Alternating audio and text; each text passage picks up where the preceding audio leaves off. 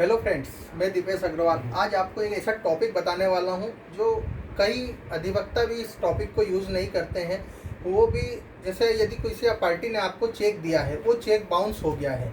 Cheque bounce होने के बाद आप 138 की प्राइवेट कंप्लेंट फाइल करते हैं उस आरोपी के खिलाफ जिसने चेक बाउंस किया है। ये एक क्रिमिनल ऑफेंस होता है।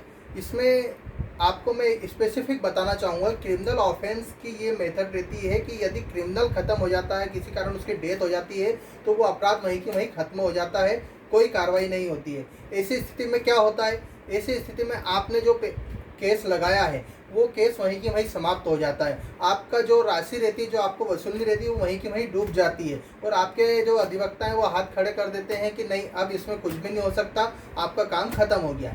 तो फ्रेंड्स, कभी भी अगर कोई बड़ी राशि है, आपको ऐसा लग रहा है कि नहीं मुझे ये वसूलना भी है, तो आप हमेशा ध्यान रखिए कि सिविल रेमेडी में भी जाइए।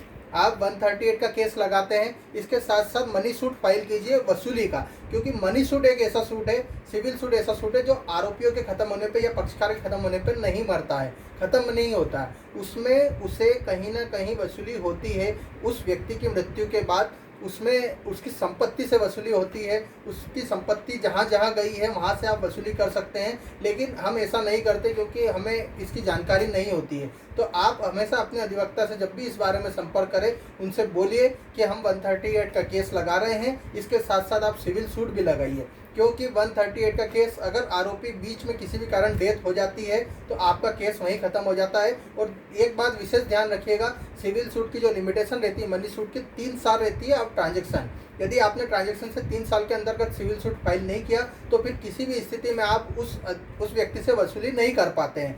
तो हमारी जानकारी के अभाव में ये करते हैं कि हम 138 फाइल कर देते हैं, 138 का पूरा केस लड़ते हैं, 4-4 5-5 साल, अभी केसों की संख्या बहुत है इसलिए समय लगता है। और इस बीच यदि आपका आरोपी शांत हो गया तो आपका केस वहीं की वहीं खत्म और आपका पैसा भी डूब जाता है। तो विशेष ध्यान रखिए कि यदि आपका अमाउंट बड़ी है, आपको पैसा वसूलना है, तो क्रिमिनल केस के साथ साथ आप उस पर सिविल सूट भी लगाइए। ये विशेष ध्यान रखिए और इसी से आपको न्याय मिलेगा। धन्यवाद।